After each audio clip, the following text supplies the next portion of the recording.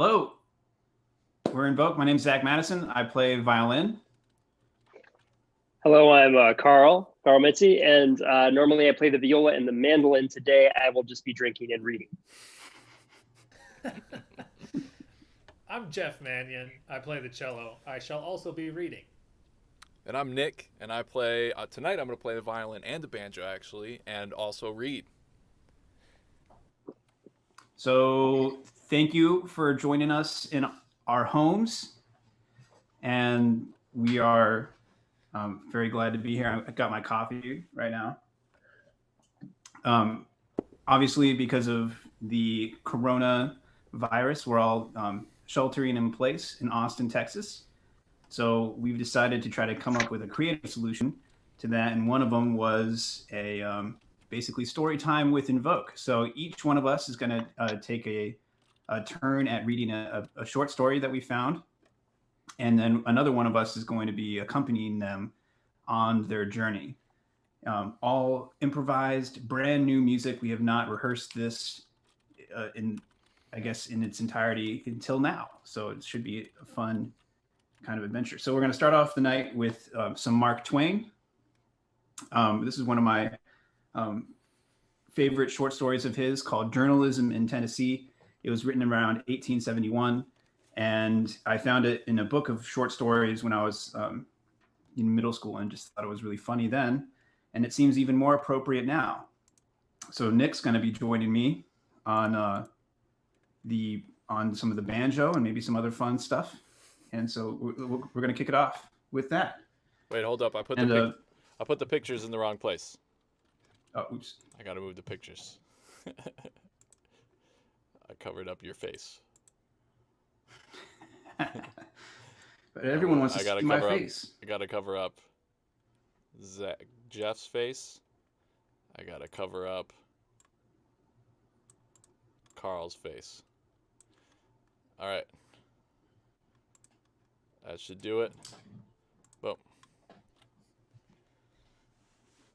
Journalism in Tennessee by Mark Twain. I was told by the physician that a southern climate would improve my health. And so I went down to Tennessee and got a berth on the Morning Glory and Johnson County War Whoop as associate editor. When I was on duty, I found the chief editor sitting tilted back in a three-legged chair with his feet on a pine table. There was another pine table in the room and another afflicted chair, and both were half buried under newspapers and scraps and sheets of manuscript. There was a wooden box of sand sprinkled with cigar stubs and old soldiers, and a stove with a door hanging by its upper hinge. The chief editor had a long-tailed black cloth frock coat on and white linen pants. His boots were small and neatly blackened. He wore a ruffled shirt, a large seal ring, and a standing collar of obsolete pattern and a checkered neckerchief with the ends hanging down. Date of costume around 1848. He was smoking a cigar and trying to think of a word, and in pieing his hair he had rumpled his locks a good deal.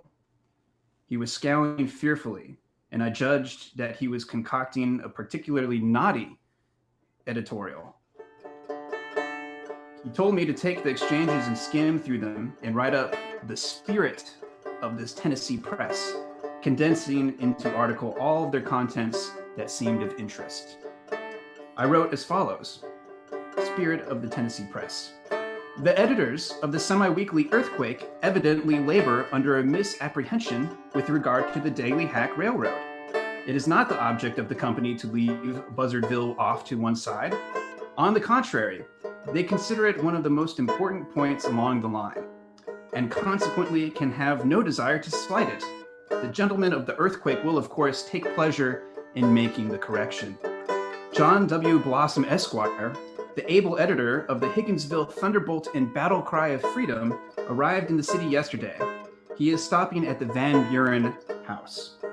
We observe that our contemporary of the Mud Springs Morning Howl has fallen into the error of supposing that the election of Van Werder is not an established fact, but he will have discovered his mistake before this reminder reaches him, no doubt.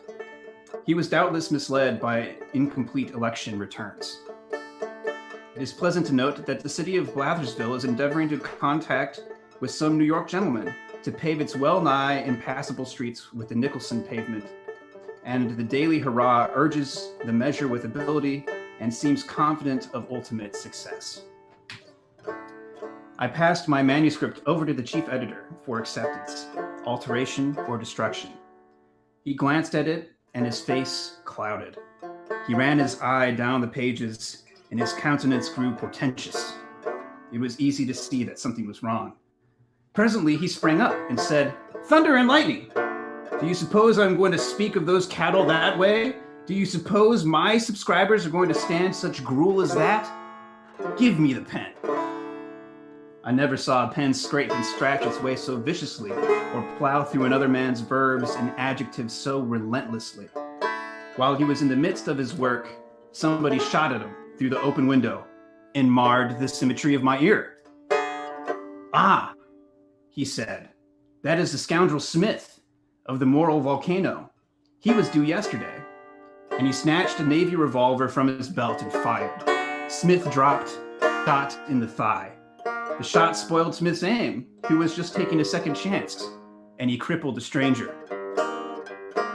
It was me. Merely a finger shot off. Then the chief editor went on with his erasure, and interlineations. Just as he finished them, a hand grenade came down the stovepipe, and the explosion shivered the stove into 1,000 fragments. However, it did no further damage, except that a vagrant piece knocked a couple of my teeth out.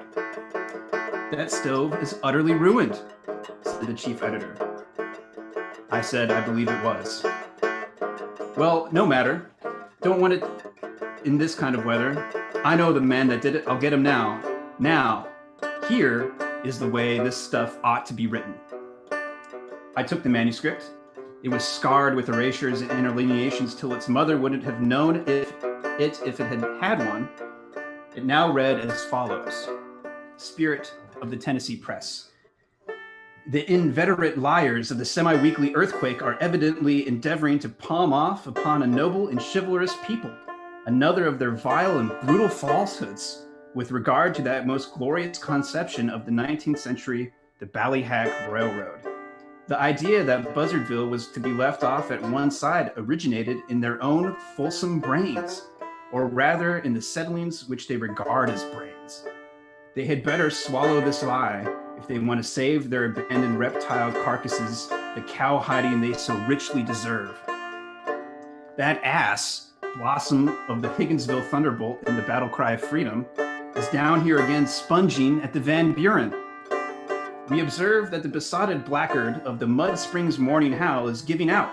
With his usual propensity for lying, that Van Werder is not elected. The heaven-born mission of journalism is to disseminate truth, to eradicate error, to educate, refine and elevate the tone of public morals and manners, and make all men more gentle, more virtuous, more charitable, and in all ways better, and holier and happier, and yet this black-hearted scoundrel degrades his great office persistently to the dissemination of falsehood, calumny, vituperation, and vulgarity. Blathersville wants a Nicholson pavement. It wants a jail and a poorhouse more. The idea of pavement in a one-horse town compared to 2 gin mills, a blacksmith shop, and that mustard plaster of a newspaper, the Daily Hurrah, the crawling insect Buckner, who sits the editor, is braying about his business with his customary imbecility and imagining that he is talking sense. Now that is a way to write. Peppery and to the point. Mush and milk journalism gives me the fantods.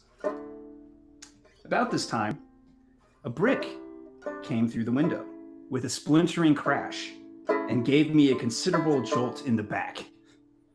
I moved out of range. I began to feel in the way. The chief said that was the colonel, likely. I've been expecting him for 2 days. He'll be up now right away. He was correct. The colonel appeared in the door a moment afterward with a dragoon revolver in his hand.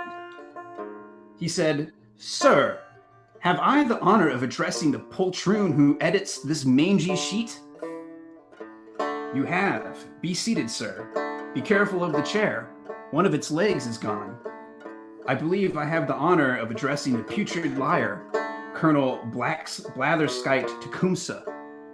"Right, sir. I have a little account to settle with you. If you are at leisure, we will begin. I have an article on the encouraging progress of moral and intellectual development in America to finish, but there is no hurry. Let's start." Both pistols rang out their fierce clamor at the same instant. The chief lost a lock of hair, and the colonel's bullet ended its career in the fleshy part of my thigh. The colonel's left shoulder was clipped a little. They fired again. Both missed their men this time, but I got my share, a shot in the arm. At the third fire, both gentlemen were wounded slightly, and I had a knuckle chipped. I then said I believed I would go out and take a walk, as this was a private matter, and I had a delicacy about participating in it any further. But both gentlemen begged me to keep my seat and assured me that I was not in the way. Then they talked about the elections and the crops while they reloaded, and I fell to tying up my wounds. But presently, they opened fire again with animation, and every shot took effect. But it's proper to remark that 5 out of the 6 fell to my share. The 6-1 mortally wounded the colonel, who remarked, with fine humor, that he would have to say good morning now, as he had business uptown. He then inquired the way to the undertaker's and left. The chief turned to me and said, "I'm expecting company to dinner and shall have to go get ready. It will be a favor to me if you will read proof and attend to the customers." I winced a little at the idea of attending to the customers, but I was too bewildered by the fusillade that was still ringing in my ears to think of anything to say. He continued, "Jones will be here at 3. Cowhide him. Gillespie will call earlier, perhaps. Throw him out the window.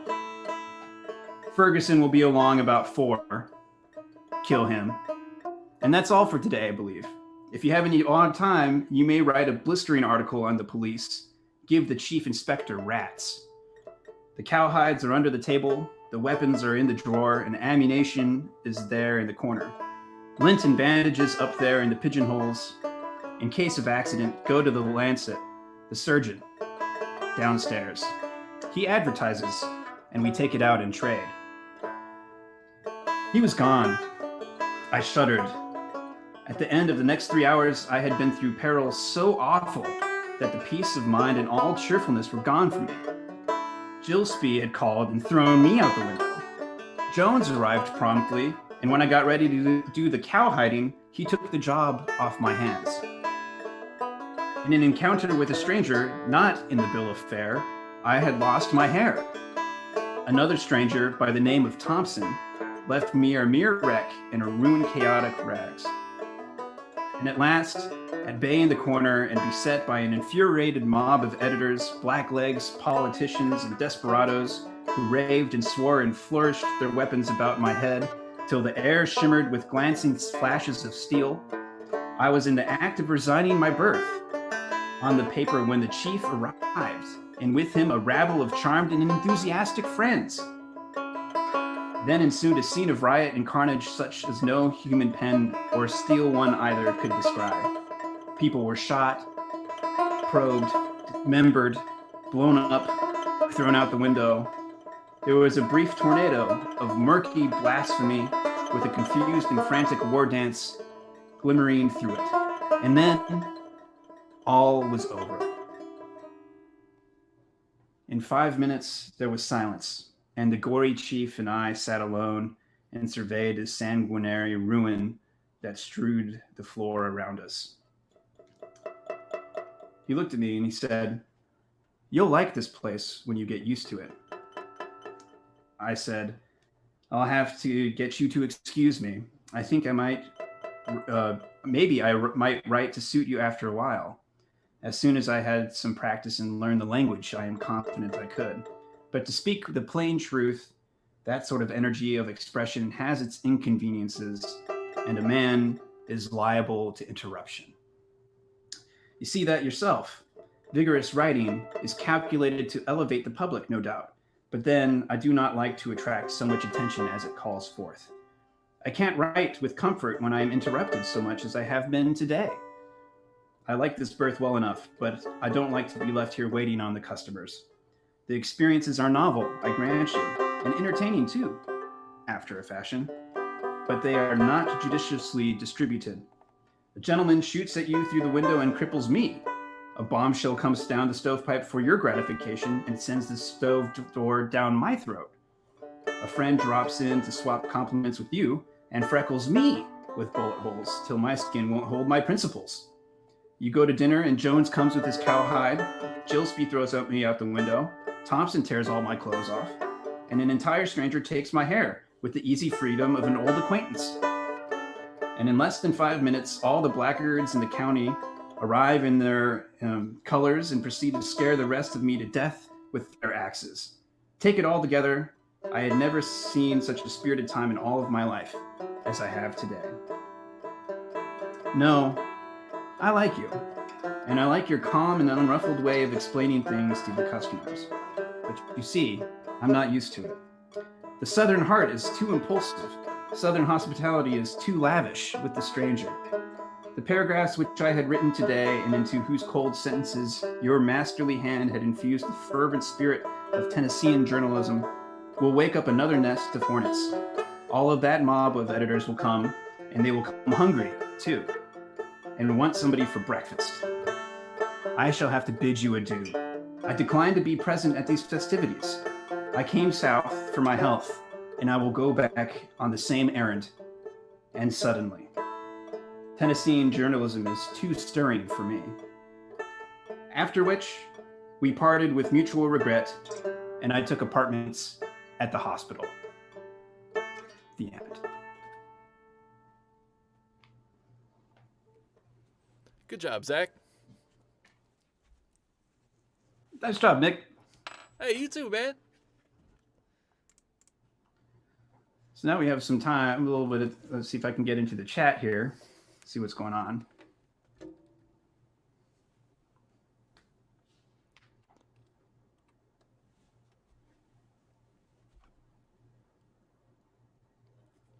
Oh, no, can't do that. Let's see who all is here. A.T. Urek. Thanks.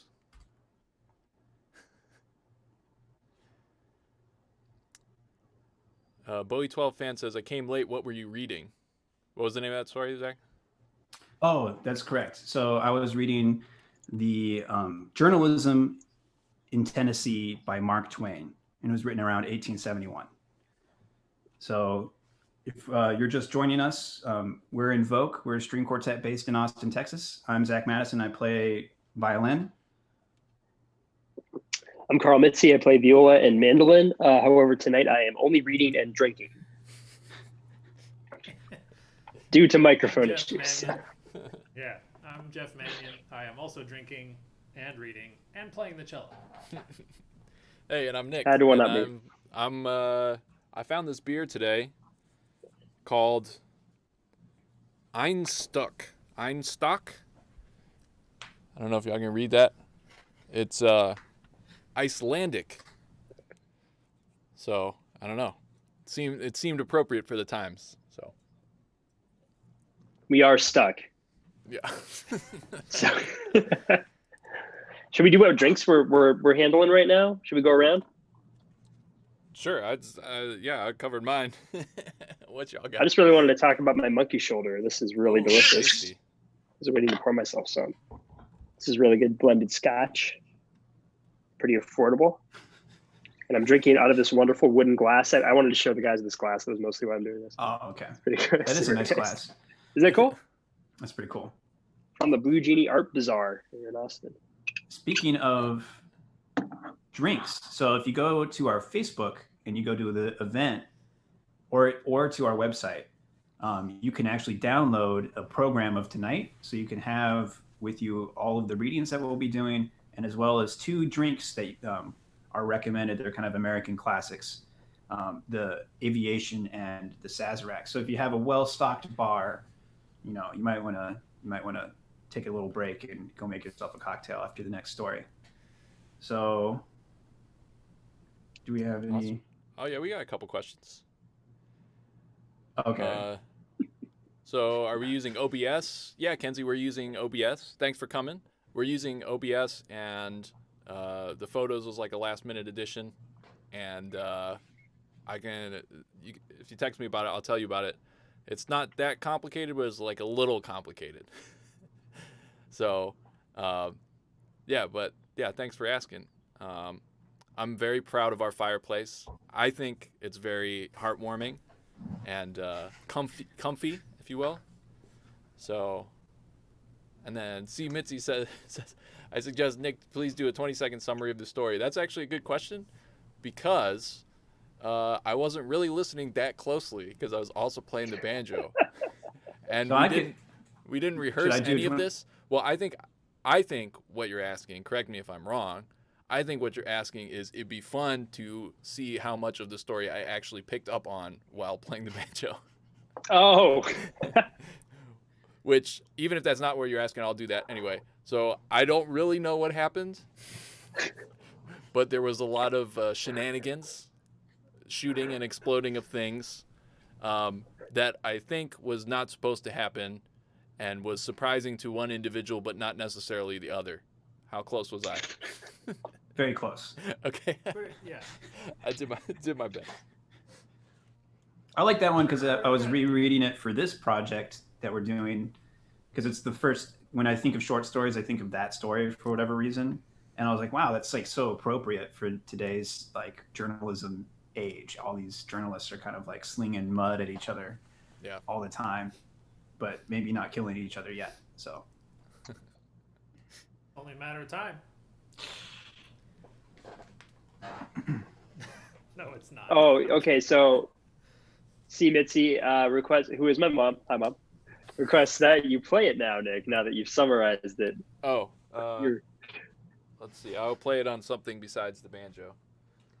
I will play a 20 seconds. You got 20 I will seconds. play a 3-note pizzicato viola version of that story, or a three event. Some of them may be chords for you, viola nerds. All right. So that was that. And should we move on to the next? Yeah, let's go. I think Let's Nick, move on. you're up next. All right, so let me set up the let me get the fancy pictures up here. Thanks. Get on the bar. Yeah, Fusillade is pretty metal. I'm glad that came across.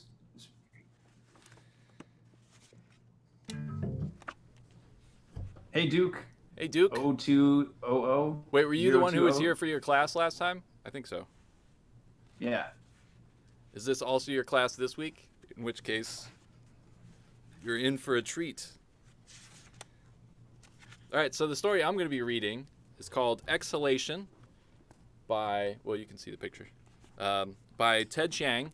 And for those of you who don't know Ted Chiang, if you've ever seen the movie Arrival, he writes mostly sci-fi short stories. And he wrote the story that inspired the movie Arrival. It's called Story of Your Life, I think, or The Story of Your Life or something like that. But this is another book. This book is a collection of his short stories. Some of them are like super short, like 2 pages. Some of them are medium, like this one. And then he has some like longer form ones, but they're all like sci-fi, conceptual stuff. And this one is called Exhalation, and I will be accompanied by I covered up Jeff's face. Dang. See, this is what you do when you do the things last minute. Okay, let me move this. Okay, put that over Zach's face. And there we go. Okay, now we're showing the right people. So Jeff will be accompanying me as I read Exhalation by Ted Chiang. It has long been said that air, which others call argon, is the source of life. That is not, in fact, the case. And I engrave these words to describe how I came to understand the true source of life and, as a corollary, the means by which life will one day end. For most of history, the proposition that we draw life from air was so obvious that there was no need to assert it. Every day we consume 2 lungs heavy with air. Every day we remove the empty ones from our chest and replace them with full ones. If a person is careless and lets his air level run too low, he feels the heaviness of his limbs and the growing need for replenishment. It is exceedingly rare that a person is unable to get at least 1 replacement lung before his installed pair runs empty. On those unfortunate occasions where this has happened, when a person is trapped and unable to move, with no one nearby to assist him, he dies within seconds of his air running out. But in the normal course of life, our need for air is far from our thoughts, and indeed many would say that satisfying that need is the least important part of going to the filling stations. For the filling stations are the primary venue for social conversation, the places from which we draw emotional sustenance as well as physical. We all keep spare sets of full lungs in our homes, but when one is alone, the act of opening one's chest and replacing one's lungs can seem little better than a chore. In the company of others, however, it becomes a communal activity, a shared pleasure. If one is exceedingly busy or feeling unsociable, one might simply pick up a pair of full lungs, install them, and leave one end's empty lungs on the other side of the room. If one has a few minutes to spare, it's simple courtesy to connect the empty lungs to an air dispenser and refill them for the next person. But by far the most common practice is to linger and enjoy the company of others, to discuss the news of the day with friends or acquaintances, and, in passing, offer newly filled lungs to one's interlocutor. While this perhaps does not constitute air sharing in the strictest sense, there is camaraderie derived from the awareness that all of our air comes from the same source, for the dispensers are but exposed terminals of pipes extending from the reservoir of air deep underground, the great lung of the world, the source of all our nourishment.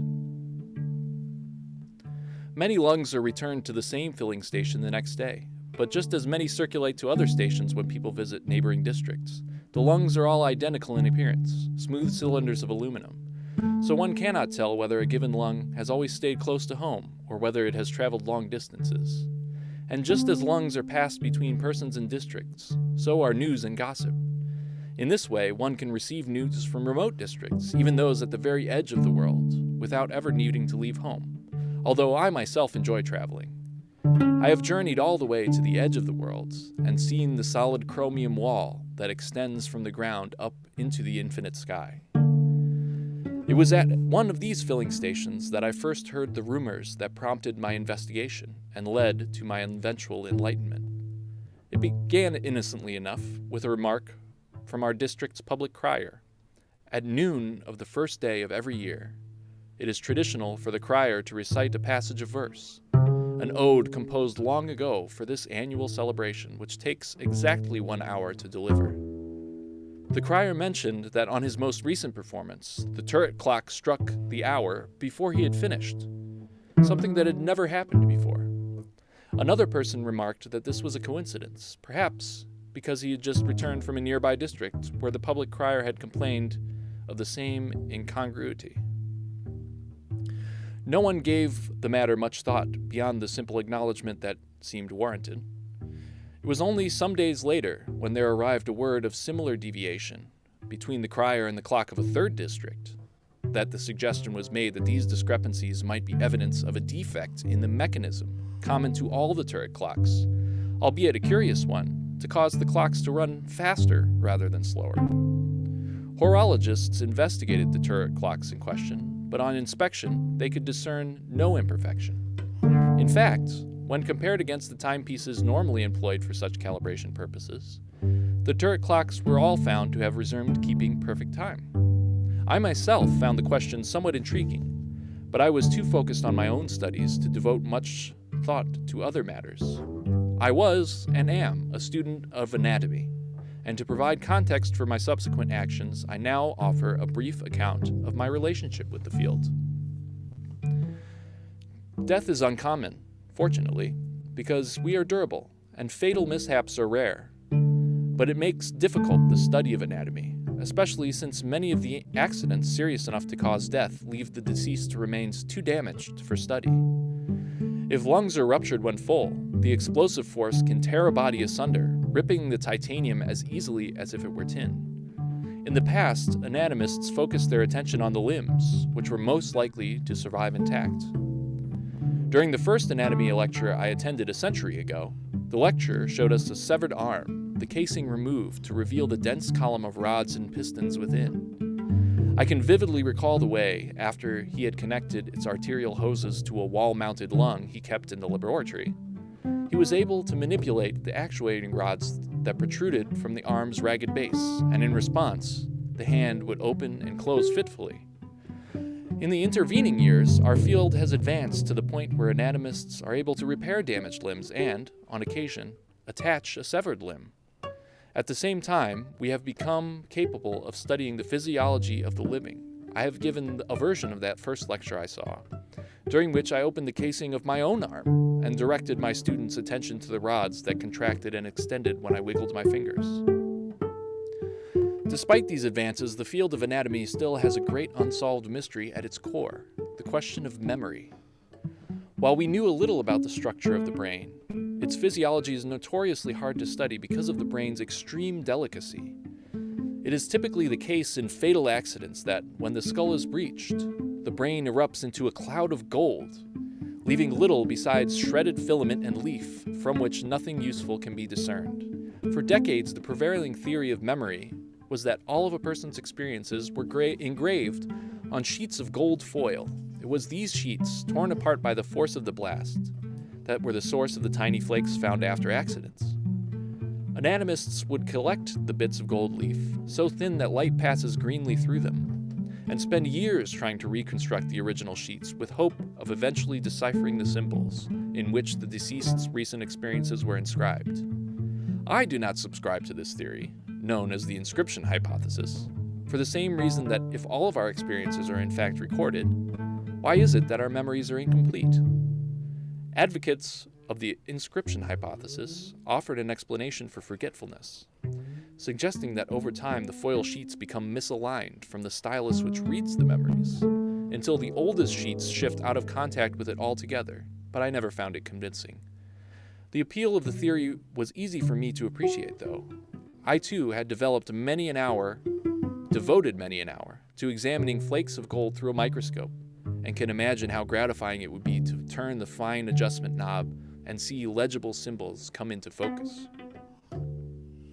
More than that, how wonderful would it be to decipher the very oldest of a deceased person's memories, ones that he himself had forgotten. None of us can remember much more than 100 years in the past, and written records, accounts that we ourselves inscribed but have scant memory of doing so, extend only a few hundred years before that. How many years did we live from the beginning of written history? Where did we come from? It is the promise of finding the answers within our own brains that makes the inscription hypothesis so seductive.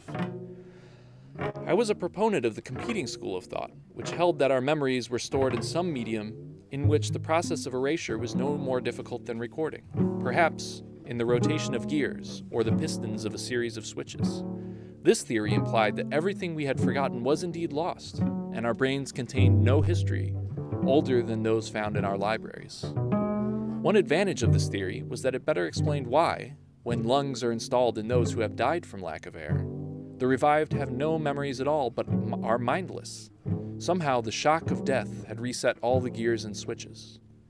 The inscriptionists claimed the shock had merely misaligned the foil sheets, but no one was willing to kill a living person, even an imbecile, in order to resolve the debate. I had envisioned an experiment which might allow me to determine the truth conclusively, but it was a risky one, and deserved careful consideration before it was undertaken. I remained undecided for the longest time until I heard more news about the clock anomaly. Word arrived from a more distant district that its public crier had likewise observed the turret clock striking the hour before he had finished this year's recital. What made this notable was that his district's clock employed a different mechanism, one in which the hours were marked by the flow of mercury into a bowl. Here the discrepancy could not be explained by a common mechanical fault. Many people suspected fraud, a practical joke perpetuated by mischief makers. I had a different suspicion, a darker one that I dared not voice. But it decided my course of action. I would proceed with my experiment. The first tool I constructed was the simplest. In my laboratory, I fixed 4 prisms on mounting brackets and carefully aligned them so that their apexes formed the corners of a rectangle. When they were arranged thus, a beam of light directed at one of the lower prisms was reflected up, then backward, then down, and then forward again in a quadrilateral loop. Accordingly, when I sat with my eyes at the level of the first prism, I obtained a clear view of the back of my own head. This soliphilistic periscope formed the basis of all that was to come. A similarly rectangle arrangement of actuating rods allowed a displacement of action to accompany the displacement of vision afforded by the prisms. The bank of actuating rods was much larger than the periscope, but still relatively straightforward in design. By contrast, what was attached to the end of these respective mechanisms was far more intricate. To the periscope, I added a binocular microscope mounted on an armature capable of swiveling side to side or up and down. To the actuating rods, I added an array of precision manipulators, although that description hardly does justice to these pinnacles of the mechanician's art. Combining the ingenuity of anatomists and the inspiration provided by the bodily structures they studied, the manipulators enabled their operator to accomplish any task he might morally perform with his own hands, but on a much smaller scale. Assembling all of this equipment took months, but I could not afford to be anything less than meticulous. Once the preparations were complete, I was able to place each of my hands on a nest of knobs and levers and control a pair of manipulators situated behind my head, and use the periscope to see what they worked on. I would then be able to dissect my own brain. The very idea must sound like pure madness, I know, and I have told any of my colleagues. They surely would have tried to stop me. But I could not ask anyone else to risk themselves for the sake of an anatomical inquiry. And because I wished to conduct the dissection myself, I would not be satisfied by merely being the subject, a passive subject of such an operation.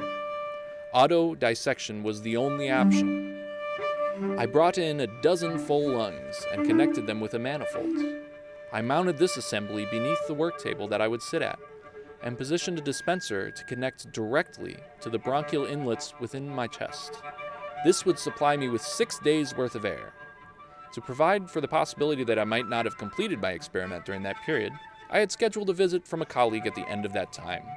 My presumption, however, was the only way I could not have finished the operation in that period would be if I had caused my own death.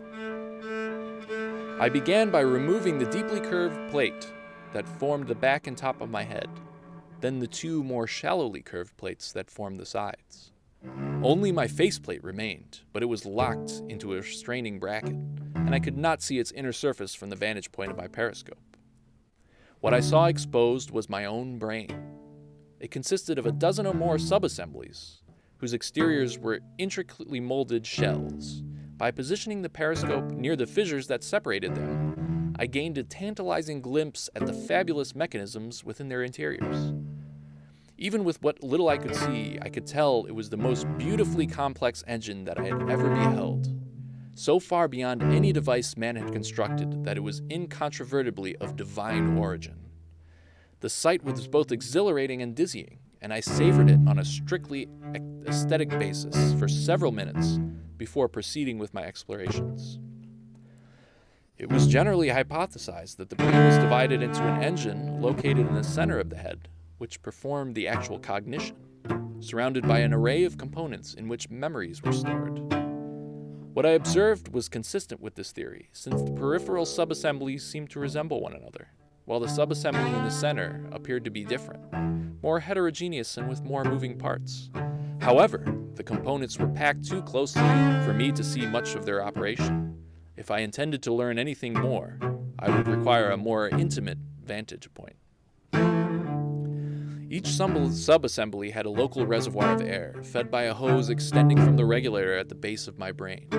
I focused my periscope on the rearmost assembly and, using the remote manipulators, I quickly disconnected the outlet hose and installed the longer one in its place. I had practiced this maneuver countless times so that I could perform it in a matter of moments. Even so, I was not certain I could complete the connection before the subassembly had depleted its local reservoir. Only after I was satisfied that the component's operation had not been interrupted did I continue. I rearranged the longer hose to gain a better view of what lay in the fissure behind it. Other hoses that connected it to its neighboring components. Using the most slender pair of manipulators to reach into the narrow crevice, I replaced the hoses one by one with longer substitutes. Eventually, I worked my way around the entire subassembly and replaced every connection that it had to the rest of my brain. I was now able to unmount this subassembly from the frame that supported it and pull the whole section outside of what was once the back of my head. I knew it was possible I had impaired my capacity to think and was unable to recognize it. But performing some basic arithmetic tests suggested that I was uninjured. With one subassembly hanging from a scaffold above, I now had a better view of the cognition engine at the center of my brain, but there was not enough room to bring in the microscope attachment itself for a close inspection. In order for me to really examine the workings of my brain, I would have to displace at least half a dozen subassemblies. Laboriously, painstakingly, I repeated the process the procedure of substituting hoses for other subassemblies, repositioning another one farther back, 2 more higher up, and 2 others out to the sides, suspending all 6 from the scaffold above my head. When I was done, my brain looked like an explosion, frozen in an infinitesimal fraction of a second. After the detonation, and again I felt dizzy when I thought about it, but at last the cognition engine itself was exposed, supported on a pillar of hoses and actuating rods leading down to my torso. I now also had room to rotate my microscope around a full 360 degrees and pass my gaze across the interfaces of the subassemblies I had moved. What I saw was a microcosm of auric machinery, a landscape of tiny spinning rotors and miniature reciprocating cylinders. As I contemplated this vista, I wondered where my body was. The conduits which displaced my vision and action around the room were in principle no different from those which had connected my original eyes and hands to my brain. For the duration of this experiment, were these manipulators not essentially my hands? Were the magnifying lenses at the end of my periscope not essentially my eyes? I was an inverted person, with my tiny, fragmented body situated at the center of my own distended brain. It was in this unlikely configuration that I began to explore myself. I turned my microscope to one of the memory subassemblies and began examining its design. I had no expectation that I would be able to decipher my memories, only that I might divine the means by which they were recorded. As I had predicted, there were no reams of foil pages visible, but to my surprise, neither did I see banks of gear reels or switches. Instead, the subassembly seemed to consist almost entirely of a bank of air tubules. Through the interstices between the tubules, I was able to glimpse ripples passing through the bank's interior. With careful inspection and increasing magnification, I discerned that the tubules ramified into tiny air capillaries, which were interwoven with a dense latticework of wires, on which gold leaves were hinged. Under the influence of air escaping these capillaries, the leaves were held in a variety of positions. These were not switches in the conventional sense, for they did not retain their position without a current of air to support them. But I hypothesized that these were the switches I had sought, the medium in which my memories were recorded. The ripples I saw must have been acts of recall, as an arrangement of leaves was read and sent back to the cognition engine.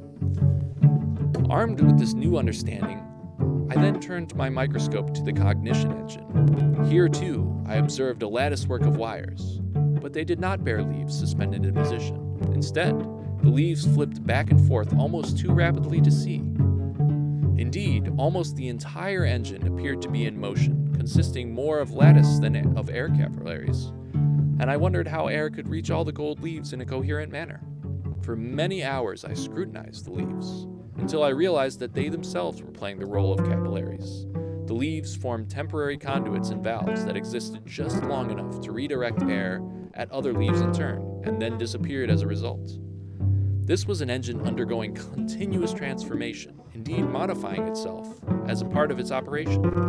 The lattice was not so much a machine as it was a page on which the machine was written, and on which the machine itself ceaselessly wrote. My consciousness could be said to be encoded in the position of these tiny leaves, but it would be more accurate to say that it was encoded on the ever-shifting pattern of air driving these leaves. Watching the oscillations of these flakes of gold, I saw that air does not, as we had always assumed, simply provide power to the engine that realizes our thoughts. Air is in fact the very medium of our thoughts. All that we are is a pattern of airflow.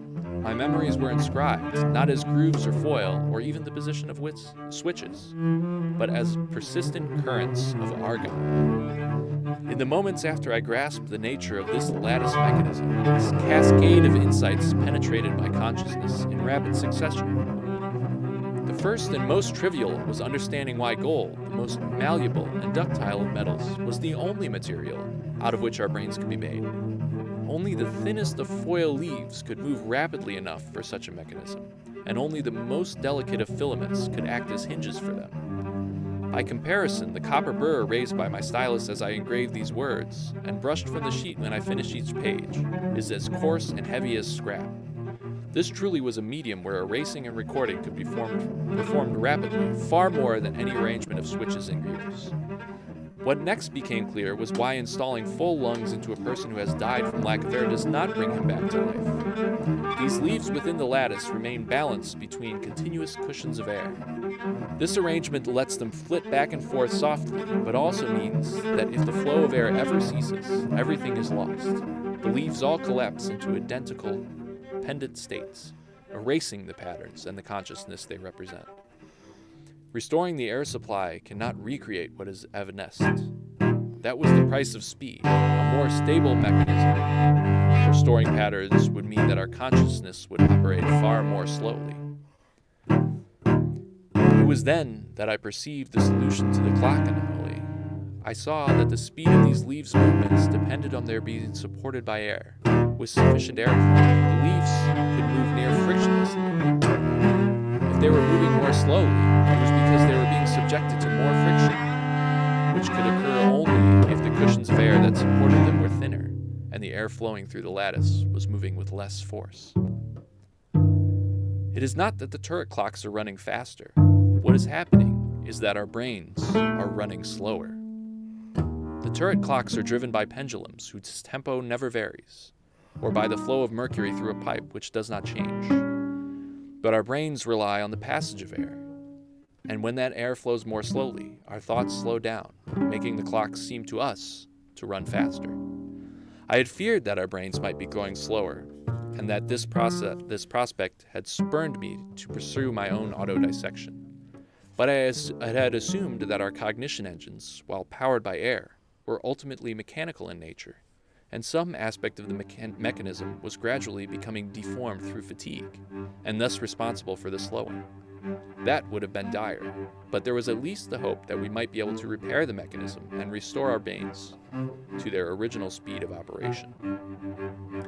But if our thoughts were purely patterns of air rather than the movement of toothed gears, the problem was much more serious, for that could cause the air flowing through every person's brain to move less rapidly. It could not be a decrease in the pressure from our filling stations' dispensers. The air pressure in our lungs is so high that it must be stepped down by a series of regulators before reaching our brains. The diminution in force, I saw, must arise from the opposite direction. The pressure of our surrounding atmosphere was increasing. How could this be? As soon as the question formed, the only possible answer became apparent. Our sky must not be infinite in height. Somewhere above the limits of our vision, the chromium walls surrounding our world must curve inward to form a dome. Our universe is a sealed chamber rather than an open well, and air is gradually accumulating within that chamber until it equals the pressure in the reservoir below. This is why, at the beginning of the engraving, I said that air is not the source of life. Air can neither be created nor destroyed. The total amount of air in the universe remains constant. And if air were all that we needed to live, we would never die. But in truth, the source of life is a difference in air pressure. The flow of air from spaces where it is thick to there where it is thin.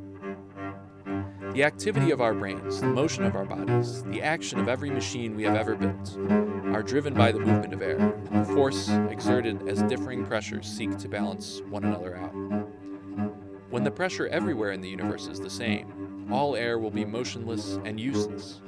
One day we will be surrounded by motionless air and unable to derive any benefit from it. We are not really consuming air at all. The amount of air that I draw from each day's new pair of lungs is exactly as much as seeps out through the joints of my limbs and the seams of my casing, exactly as much as I am adding to the atmosphere around me.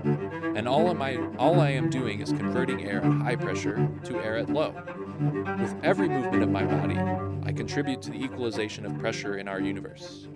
With every thought I have, I hasten the arrival of that fatal equilibrium. Had I come to this realization under any other circumstance, I would have leapt up from my chair and run into the streets. But in my current situation, body locked in this restraining bracket, brain suspended across my laboratory, doing so was impossible. I could see the leaves of my brain flitting faster from the tumult of my thoughts, which in turn increased my agitation at being so restrained and immobile. Panic at that moment might have led to my death. A nightmarish paroxysm was simultaneously being trapped and spiraling out of control, struggling against my restraints until my air ran out. It was by chance, as much as by intention, that my hands adjusted the controls to avert my periscopic gaze from the latticework. so all I could see was the plain surface of the work table. Thus freed from having to see and magnify my own apprehensions, I was able to calm down. When I had regained sufficient composure, I began the lengthy process of reassembling myself. Eventually, I restored my brain to its original compact configuration, reattached the plates of my head, and released myself from the restraining grip. At first, the other anatomists did not believe me when I told them what I had discovered, but in the months that followed my initial autodissection, more and more of them became convinced. More examinations of people's brains were performed, more measurements of atmospheric pressure were taken, and the results were all found to confirm my claims. The background air pressure of our universe was indeed increasing, and slowing our thoughts as a result. There was a widespread panic in the days after the truth became widely known, as people contemplated for the first time the idea that death was inevitable. Many called for the strict curtailment of activities in order to minimize the thickening of our atmosphere. Accusations of wasted air escalated into furious brawls, and in some districts, even deaths. It was the shame of having caused these deaths, together with the reminder that it would be many centuries yet before our atmospheric pressure became equal to that of the reservoir underground, that enabled the panic to subside. We are not sure precisely how many centuries it will take. Additional measurements and calculations are being performed and debated. In the meantime, there is much discussion over how we should spend the time that remains to us. One sect dedicated itself to the goal of reversing the equalization of pressure and found many adherents. The mechanicians among them constructed an engine that took air from our atmosphere and forced it into a smaller volume, a process they called compression. Their engine restored air to the pressure it had originally had in the reservoir, and these reversalists excitedly announced that it would form the basis of a new kind of filling station, one that would, with each lung it refilled, revitalize not only individuals but the universe itself. Alas, closer examination of the engine revealed its fatal flaw. The engine itself was powered by air from the reservoir, and for every lungful of air that it produced, the engine consumed not just a lungful, but slightly more. It did not reverse the process of equalization, but, like everything else in the world, exacerbated it. Although some of the adherents left in disillusionment after this setback, the reversalists as a group were undeterred and began drawing up alternate designs, in which the compressor was powered instead by the uncoiling of springs or the descent of weights. These mechanisms fared no better. Every spring that is wound tight represents air released by the person who did the winding. Every weight that rests higher on the ground level, higher than ground level, represents air released by the person who did the lifting. There is no source of power in the universe that does not ultimately derive from a difference in air pressure, and there can be no engine whose operation will not, on balance, reduce that difference. The reversalists continue their labors, confident that they will one day construct an engine that generates more compression than it uses, a perpetual source of power that will restore the universe to its lost vigor. I do not share their optimism. I believe that the process of equalization is inexorable. Eventually, all of the air in our universe will be evenly distributed, no denser nor more rarefied in one spot than any other, unable to drive a piston, turn a rotor, or flip a leaf of gold foil. It will be the end of pressure, the end of motive power, the end of thought. The universe will have reached perfect equilibrium. Some find irony in the fact that a study of our brains revealed to us not the secrets of the past, but ultimately what awaits us in the future. However, I maintain that we have indeed learned something important about the past. The universe began as an enormous breath being held. Who knows why? But whatever the reason, I am glad they did, because I owe my existence to that fact. All my desires and ruminations are no more and no less than eddy currents generated by the gradual exhalation of our universe. And until this great exhalation is finished, my thoughts live on. So that our thoughts may continue as long as possible, anatomists and mechanicians are designing replacements for our cerebral regulators, capable of gradually increasing the air pressure within our brains, and keeping it just higher than the surrounding atmospheric pressure. Once these are installed, our thoughts will continue at roughly the same speed even as the air thickens around us. But this does not mean that life will continue unchanged. Eventually, the pressure differential will fall to such a level that our limbs will weaken and our movements grow sluggish. We may then try to slow our thoughts so that our physical torpor is less conscious to us, but it will also cause external processes to appear to accelerate. The ticking of clocks will rise to a chatter as their pendulums rave frantically. Falling objects will slam to the ground as if propelled by swings. Undulations will race down cables like the crack of a whip. At some point, our limbs will cease moving altogether. I cannot be certain of the precise sequence of events near the end, but I imagine a scenario in which our thoughts will continue to operate so that we remain conscious but frozen, immobile as statues. Perhaps we'll be able to speak for a while longer, because our voice boxes operate on a smaller pressure differential than our limbs. But without the ability to visit a filling station, our every utterance will reduce the amount of air left for thought and bring us closer to the moment when our thoughts cease altogether. Will it be preferable to remain mute to prolong our ability to think or talk until the very end? I don't know. Perhaps a few of us, in the days before we cease moving, will be able to collect our cerebral regulators directly from the dispensers in the filling stations, in effect replacing our lungs with the mighty lung of the world. If so, those few might be able to remain conscious right up to the final moments before all pressure is equalized. The last bit of air pressure left in the universe will be expended driving a person's conscious thought. And then, our universe will be in a state of absolute equilibrium. All life and thought will cease, and with them, time itself. But I maintain a slender hope. Even though our universe is enclosed, perhaps it is not the only air chamber in the infinite expanse of solid chromium. I speculate there could be another pocket of air somewhere, another universe besides our own that is even larger in volume. It is possible that this hypothetical universe has the same air pressure as ours, or even higher, but I suppose that it had a much lower air pressure than ours, perhaps even a true vacuum. The chromium that separates us from this supposed universe is too thick and too hard for us to drill through, so there is no way we could reach it ourselves, no way to bleed off the excess atmosphere from our universe and regain motive power that way. But I fantasize that this neighboring universe has its own inhabitants, one with capabilities beyond our own. What if they were be able to create a conduit between our two universes and install valves to release our air from ours? They might use our universe as a reservoir, running dispensers to which they could fill their own lungs and use our air as a way to drive their own civilization. It cheers me to imagine that the air once powered me could power others, to believe that the breath that enables me to engrave these words could one day flow through someone else's body. I do not delude myself into thinking that this would be a way for me to live again, because I am not that air. I am the pattern that it assumed temporarily. The pattern that is me, the pattern that are the entire world in which I live, would be gone. But I have an even fainter hope. Not one only that these inhabitants use our universe as a reservoir, but that once they have emptied it of its air, they might one day be able to open a passage and actually enter our universe as explorers. They might wander our streets, see our frozen bodies, look through our possessions, and wonder about the lives we live. That is why I have written this account. You, I hope, are one of those explorers. You, I hope, found these sheets of copper and deciphered the words engraved on its surfaces.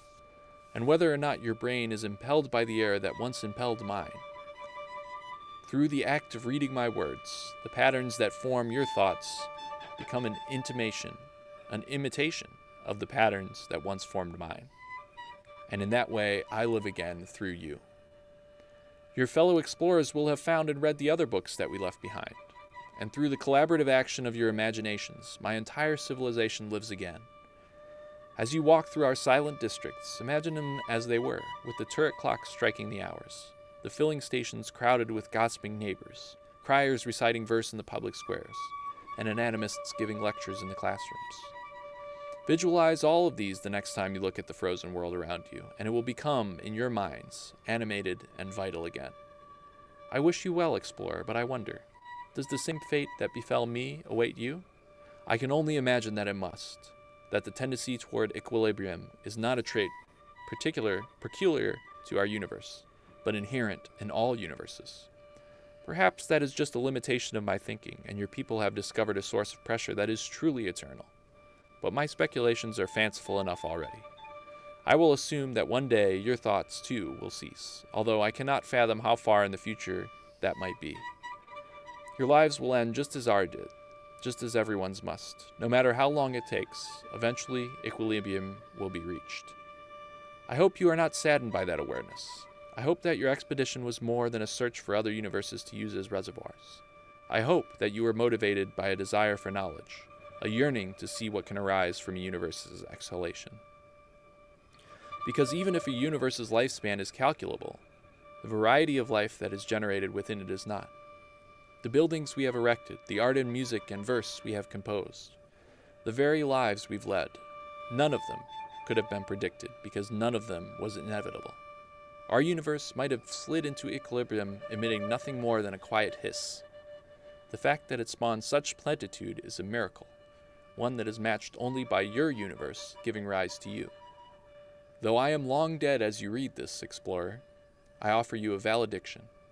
Contemplate the marvel that is existence, and rejoice that you were able to do so. I feel I have the right to tell you this because, as I am inscribing these words, I am doing the same.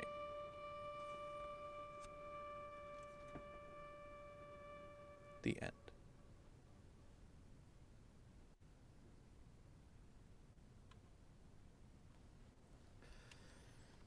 Oh, that's a journey. Oh, word? Oh, we lost Indeed. people. Well, Oh, so, my face is covering Carl's face. Yeah, there's a lot going on. Oh, what happened? When I accidentally tried to answer something on my phone, which I'm using as the camera, and so and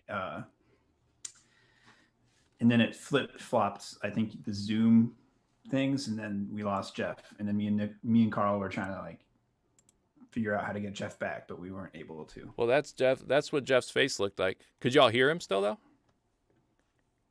Yeah.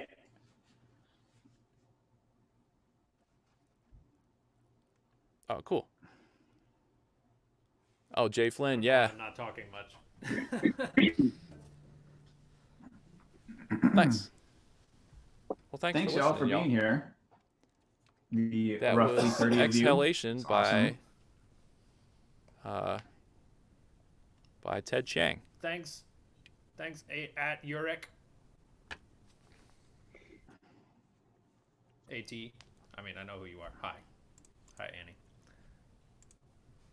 How's that, For Andy? those of you, do we have any new people tuning in? Should we reintroduce? Yeah, let's just do Why it. not? Why not? So I'm Zach Madison. We're Invoke. I play violin with Invoke, and we're here doing story times with Invoke. We're reading some short stories for you. Anyone else want to introduce themselves? Sorry, I had to show your faces. I'm Jeff. I just played the cello on that short story, which was read by Nick. And I played the reader on that short story, which was accompanied by Jeff. Good job. and, job, And I'm story Carl. Wait, I should look this way because he's over there. Oh, sorry.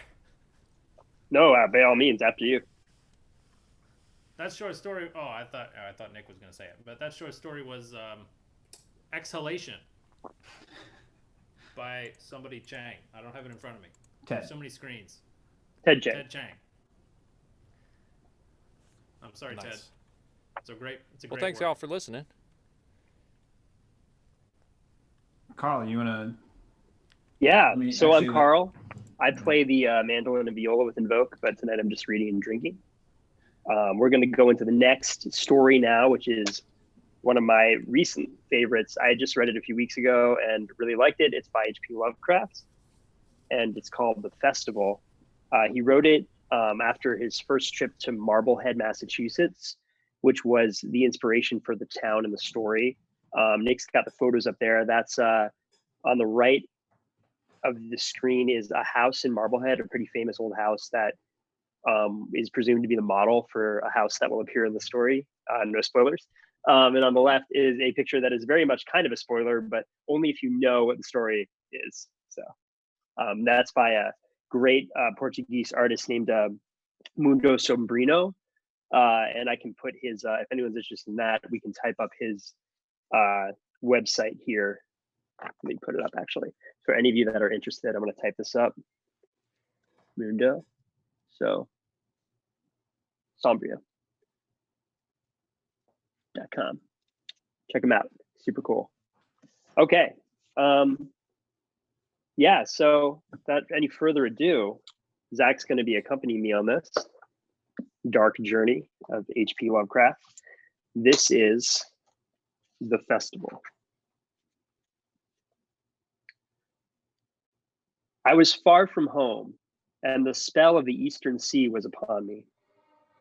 In the twilight, I heard it pounding on the rocks, and I knew it lay just over the hill where the twisting willows writhed against the clearing sky and the first stars of evening. And because my fathers had called me to the old town beyond, I pushed on through the shallow, new-fallen snow along the road that soared lonely up to where Aldebaran twinkled among the trees, on toward the very ancient town I had never seen, but often dreamed of. It was the Yuletide that men call Christmas, though they know in their hearts it is older than Bethlehem and Babylon, older than Memphis and mankind.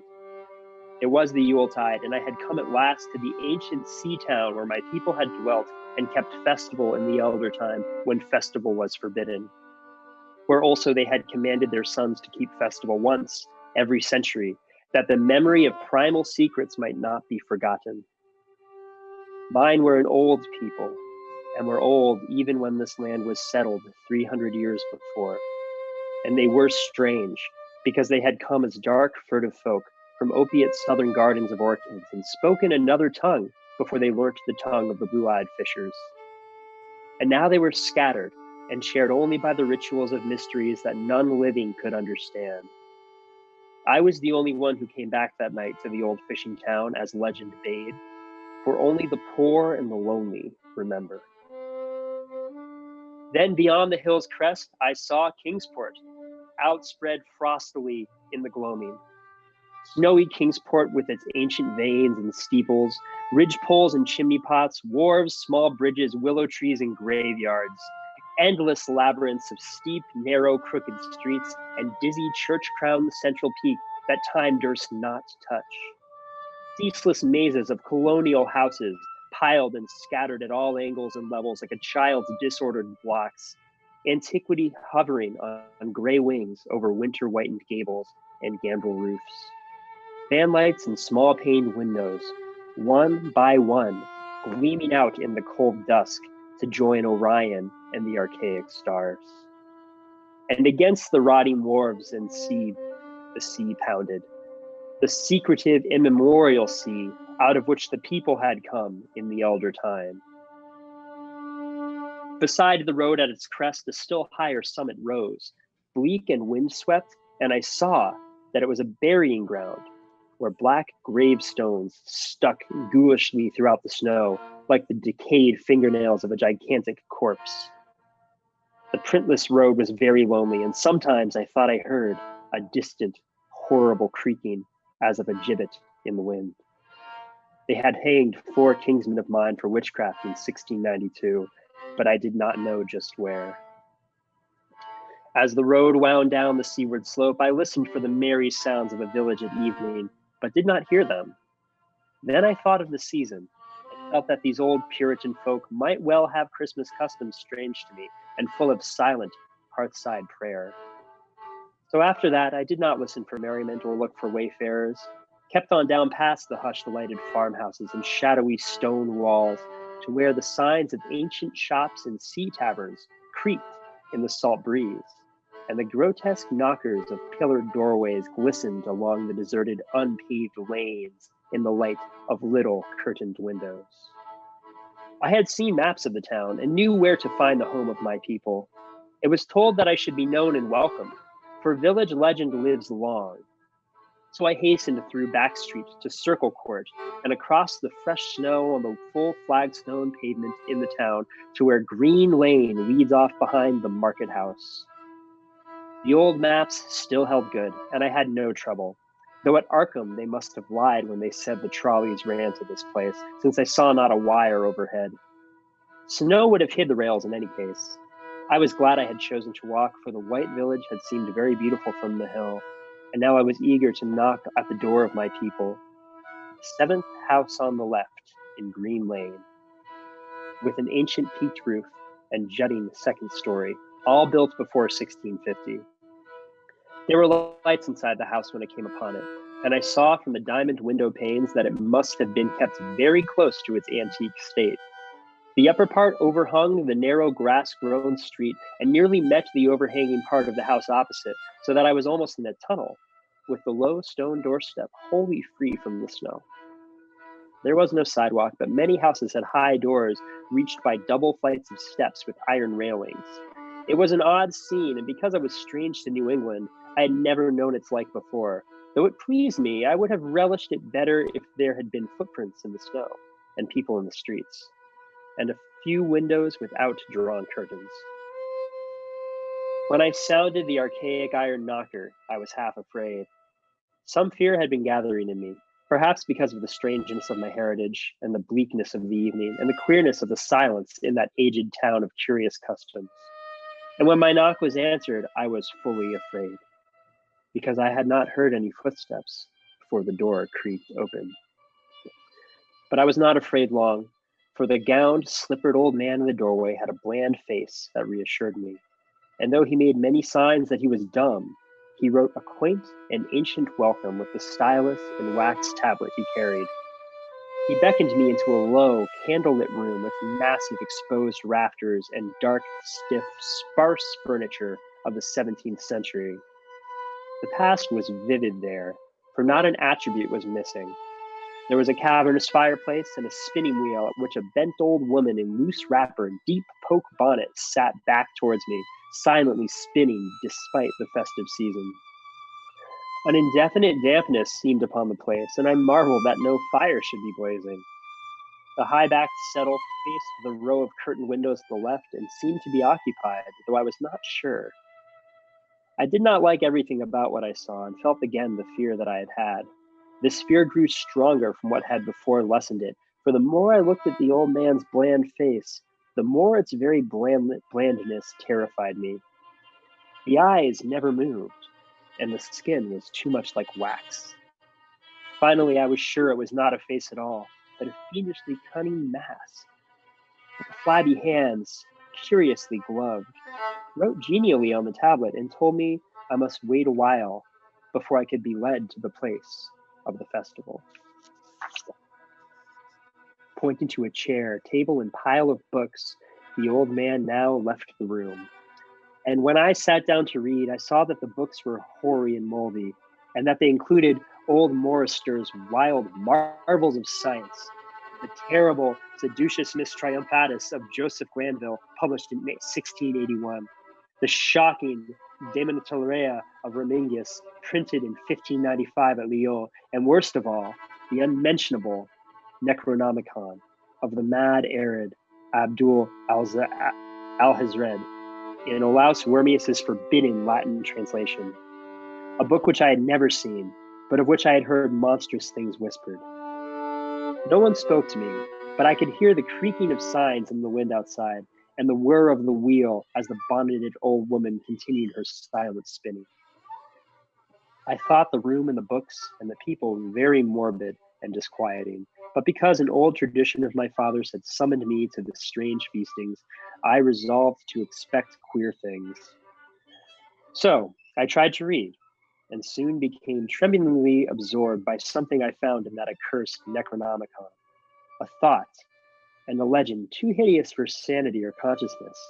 But I disliked it when I fancied I heard the closing of one of the windows that the settle faced, as if it had been stealthily opened. It had seemed to follow a whirring that was not of the old woman's spinning wheel. This was not much, though, for the old woman was spinning very hard, and the aged clock had been striking. After that, I lost the feeling that there were persons on the settle and was reading intently and shudderingly when the old man came back booted and dressed in a loose antique costume and sat down on that very bench so that I could not see him. It was certainly nervous waiting, and the blasphemous book in my hands made it doubly so. When 11 struck, however, the old man stood up, glided to a massive curved chest in the corner, and got 2 hooded cloaks, one of which he donned, and the other of which he draped round the old woman, who was ceasing her monotonous spinning. Then they both started for the outer door, the woman lamely creeping, and the old man, after picking up the very book I had been reading, beckoning me as he drew his hood over that unmoving face or mask. We went outside into the moonless and tortuous network of that incredibly ancient town, when as the lights in the curtain windows disappeared one by one, and the dog star leered at the throng of cowled, cloaked figures that poured silently from every doorway and formed monstrous processions up this street and that, past the creaking signs and antediluvian gables, the thatched roofs and diamond-paned windows, threading precipitous lanes where decaying houses overlapped and crumbled together, gliding across open courts and churchyards where the bobbing lanthorns made eldritch drunken constellations. Amid these hushed throngs, I followed my voiceless guides, jostled by elbows that seemed preternaturally soft, and pressed by chests and stomach that seemed abnormally pulpy, but seeing never a face and hearing never a word. Up, up, up the eerie columns slithered, and I saw that all the travelers were converging as they flowed near a sort of focus of crazy alleys at the top of a high hill in the center of the town, where perched a great white church. I had seen it from the road's crest when I looked at Kingsport in the new dusk, and it had made me shiver, because Aldebaran had seemed to balance itself a moment on the ghostly spire. There was an open space around the church, partly a churchyard with spectral shafts, and partly a half-paved square, swept nearly bare of snow by the wind, and lined with unwholesomely archaic houses, having peaked roofs and overhanging gables. Death fires danced over the tombs, revealing gruesome vistas, though queerly failing to cast any shadows. Past the churchyard where there were no houses, I could see over the hill's summit and watch the glimmer of stars on the harbor, though the town was invisible in the dark. Only once in a while a lantern bobbed horribly through serpentine alleys on its way to overtake the throng that was now slipping speechlessly into the church. I waited till the crowd had oozed into the black doorway, until all the stragglers had followed. The old man was pulling at my sleeve, but I was determined to be last. Crossing the threshold into the swarming temple of unknown darkness, I turned once to look at the outside world as the churchyard's phosphorescence cast a sickly glow on the hilltop pavement. And as I did so, I shuddered. For though the wind had not left much snow, a few patches did remain on the path near the door. And in that fleeting backward look, it seemed to my troubled eyes that there bore no mark of passing feet, not even mine. The church was scarcely lighted by all the lanthorns that had entered it, for most of the throng had already vanished. They had streamed up the aisle between the high pews to the trapdoor of the vault which yawned loathsomely open just before the pulpit, and were now squirming noiselessly in. I followed dumbly down the foot-worn steps and into the dark, suffocating crypts. The tale of that sinuous line of night marchers seemed very horrible, and as I saw them wriggling into a venerable tomb, they seemed more horrible still. Then I noticed that the tomb's floor had an aperture down which the throng was sliding. And in a moment we were all descending an ominous staircase of rough-hewn stone, a narrow, spiral staircase, damp and peculiarly odd, that wound endlessly down into the bowels of the hill, past monotonous walls of dripping stone blocks and crumbling mortar. It was a silent, shocking descent, and I observed after a horrible interval that the walls and steps were changing in nature, as if chiseled out of the solid rock. What mainly troubled me was that the myriad footfalls made no sound and set up no echoes. After more aeons of descent, I saw some side passages or burrows leading from unknown recesses of blackness to this shaft of night and mystery. Soon they became excessively numerous, like impious catacombs of nameless menace, and their pungent odor of decay grew quite unbearable. I knew we must have passed down through the mountain and beneath the earth of Kingsport itself, and I shivered that a town should be so aged and maggoty with subterraneous evil. Then I saw the lurid shimmering of a pale light, and heard the insidious lapping of sunless waters. Again I shivered, for I did not like the things that the night had brought, and wished bitterly that no forefather had summoned me to this primal rite. As the steeps and passages grew broader, I heard another sound, the thin, whining mockery of a feeble fume. And suddenly, there, spread out before me, the boundless vista of an inner world. A vast fungus shore litten by a belching column of sick greenish flame, and washed by a wide oily river that flowed from abysses frightful and unsuspected to join the blackest gulfs of immemorial ocean. Fainting and gasping, I looked at that unhallowed Erebus of titan toadstools, leprous fire and slimy water, and saw the cloaked throngs forming a semicircle around the blazing pillar. It was the Yule rite, older than man and fated to survive him. The primal rite of the solstice and of spring's promise beyond the snows.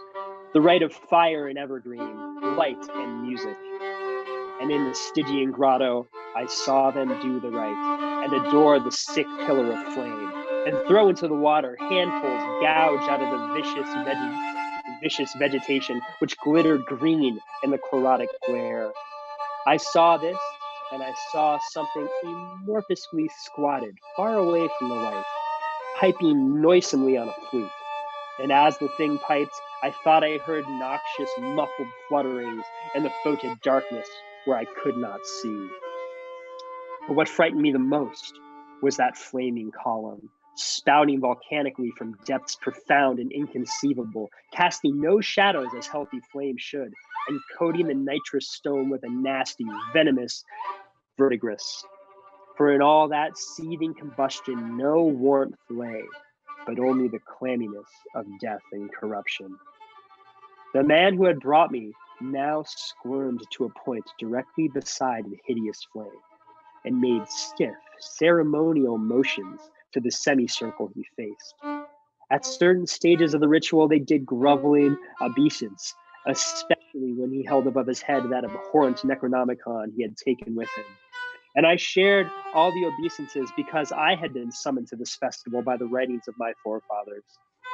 Then the old man made a signal to the half-seen flute player in the darkness, which player thereupon changed its feeble drones to a scarce louder drone in another key, precipitating as it did so a horror unthinkable and unexpected. At this horror I sank nearly to the lichened earth, transfixed with a dread, and not of this or any world, but only of the mad spaces between the stars. Out of the unimaginable blackness, beyond the gangrenous glare of that old flame, out of the Tartarian leagues through which that oily river rolled uncanny, unheard and unsuspected, there flopped rhythmically a horde of tame, trained, hybrid winged things that no sound eye could ever wholly grasp or sound brain ever wholly remember. They were not altogether crows, nor moles, nor buzzards, nor ants, nor vampire bats, nor decomposed human beings, but something I cannot and must not recall. They flopped limply along, half with their webbed feet and half with their membranous wings, and as they reached the throng of celebrants, the cowled figures seized and mounted them, and rode off, one by one, along the reaches of that unlighted river, into pits and galleries of panic where poison springs feed frightful and undiscoverable cataracts. The old spinning woman had gone with the throng, and the old man remained only because I had refused when he motioned me to seize an animal and ride like the rest. I saw when I staggered to my feet that the amorphous flute player had rolled out of sight, but that two of the beasts were patiently standing by. As I hung back, the old man produced his stylus and tablet and wrote that he was the true deputy of my fathers who had founded the Yule worship in this ancient place. That it had been decreed that I should come back, and that the most secret mysteries were yet to be performed. He wrote this in a very ancient hand, and when I still hesitated, he pulled from his loose robe a seal ring and a watch, both with my family arms, to prove that he was what he said. But it was a hideous proof, because I knew from old papers that that watch had been buried with my great great great great grandfather in 1698. Presently, the old man drew back his hood and pointed to the family resemblance in his face, but I only shuddered, because I was sure that the face was merely a devilish waxen mask. The flopping animals were now scratching restlessly at the lichens, and I saw that the old man was nearly as restless himself. When one of the things began to waddle and edge away, he turned quickly to stop it, so that the suddenness of his motion dislodged the waxen mask from where it should have been his head. And then, because that nightmare's position barred me from the stone staircase down which we had come, I flung myself into the oily underground river and bubbled somewhere to the caves of the sea. Flung myself into that putrescent juice of earth's inner horrors before the madness of my streams could bring down upon me all the carnal legions these pest gulfs might conceal.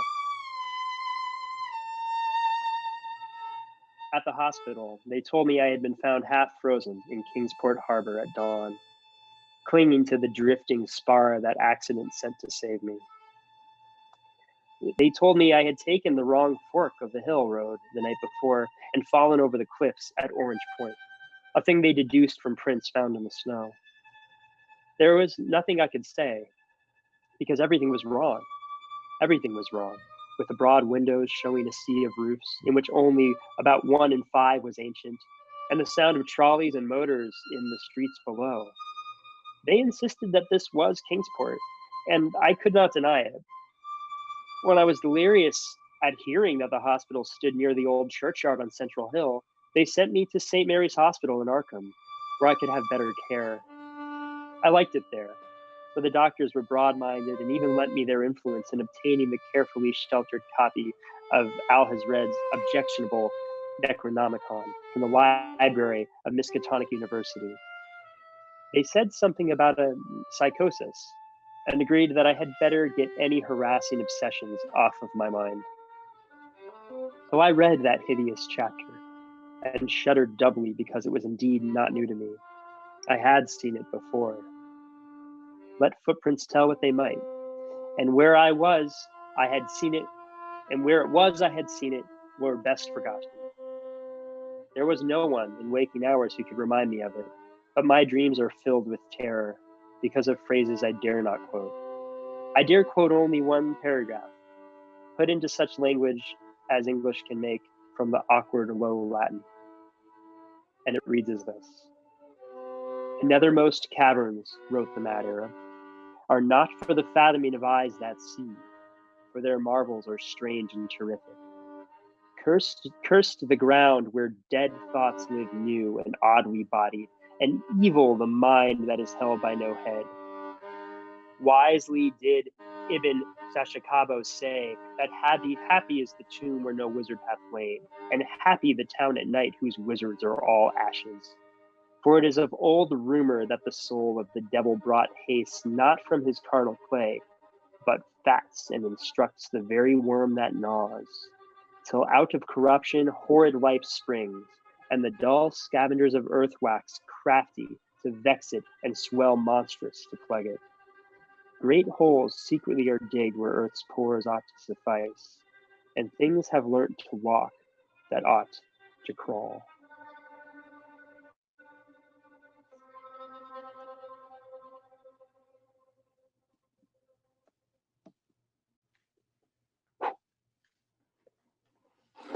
I'm sweaty after reading that. I have clammy hands. Yeah. Good stuff. Wow, okay. Man. I know reading out loud is hard, isn't it? It's like, dang. Props to voice actors, for real. Yeah. This is not our real job. In fact, Hashtag this is your real not job. my There were a job. few name landmines in there that caught me off guard, even though I looked into them beforehand. Yeah, it's just All right, in case anybody's I'm grabbing tuning another beer. in. Anybody need anything? Oh wait. So the guy who just left is Nick Montopoli. He's a violinist and banjo player with Invoke. We're a string quartet. I'm Zach Madison. I play violin. And I'm Carl Mitzi. I play the viola and the mandolin. And tonight I am reading, or have just read. Now I'm just witnessing. Witness, mate. Witness. Yes, I'm Jeff Mannion. I do not live in the Mad Max universe, but I do play the cello, and I will be reading our final story of the evening somewhat soon. Nice. But if there's anybody who has any questions, we feel free to take them. Also, for those of you who haven't noticed, two things. One, the world is in pandemic, and that means, well, that's why we're doing this in the first place, honestly. Because we can't be together to do a live stream, and we can't be together to give the live concerts. So here we are, trying to do creative stuff and keep the art flowing and keep the good vibes rolling. That's thing number one. Thing number two is that we have a link in the to donate on the stream right there. For those of you feeling generous, we're very grateful for your contributions of any and all sizes. Obviously, because of the pandemic, as I mentioned, we had all those things canceled, and the kind of financial predictions that we had and plans and everything is kind of thrown out the window. And we're not struggling per se, but we definitely are in uncertain waters. And any bit of support that you can give, not only to us, but to many different arts organizations and relief funds out there, is very much appreciated. So thank you. And thank you to everyone that's donated already. It really means a lot. And I know a lot of people were on the last live stream we did last week, and that was really special. We're sorry we can't do another one like that, just given the technical limitations of streaming, as it were. But we're definitely going to keep coming up with more creative content to throw your way as the next few weeks unfold. And also, donating is great, but it's also totally fine to support us just by liking our YouTube page or subscribing to our YouTube page. That's a huge help for us too, and or subscribing on Twitch is a huge help to us too.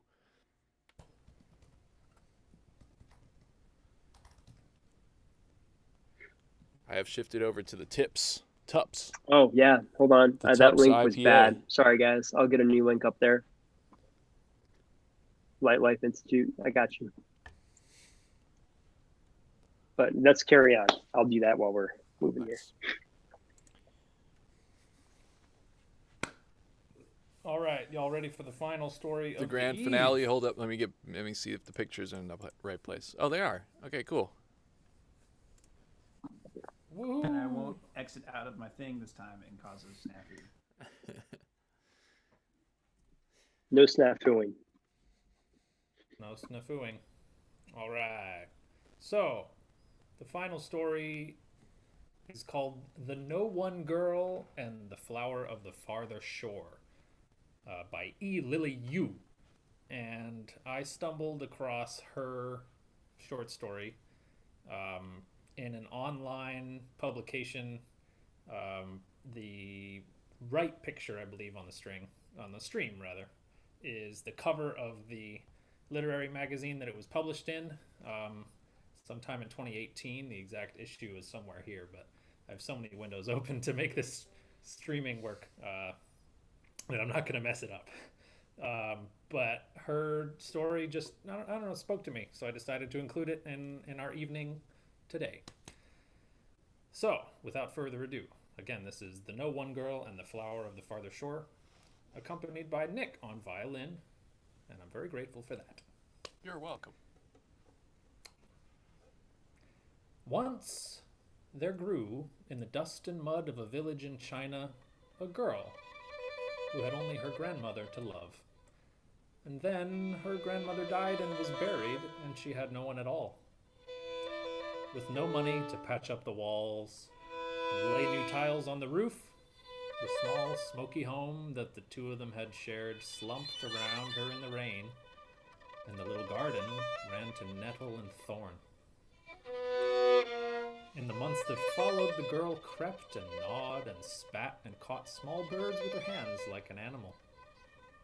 The garden gave her wild gourds and bitter greens to eat. The woods gave her kindling and dry cowpats where cows had been tethered to graze.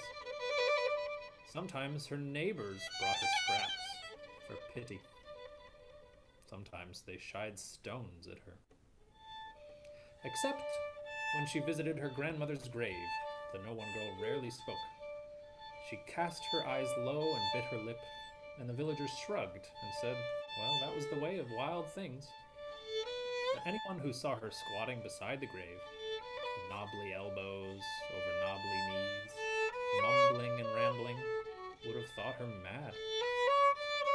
There, she told her grandmother the changing of the seasons, and the birds she caught, and the colors of their feathers, and the weather, and her wishes, small and large, as she had done when her grandmother was alive.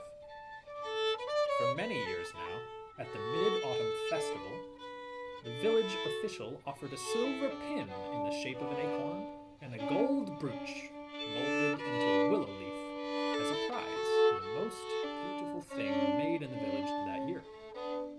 Each year, the villagers presented embroidered cardboard and painted tin and silk cords knotted into dragons, and one man or woman, glowing with pride, bore the pin and willow leaf home.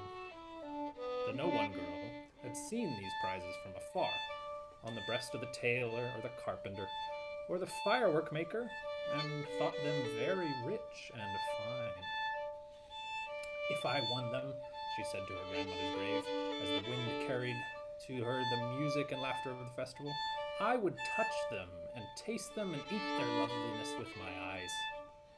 I would wear them for an hour to feel the weight of gold and silver, and then I would sell the gold brooch for enough flour for a year, and then the silver pin for salt and vinegar and spices.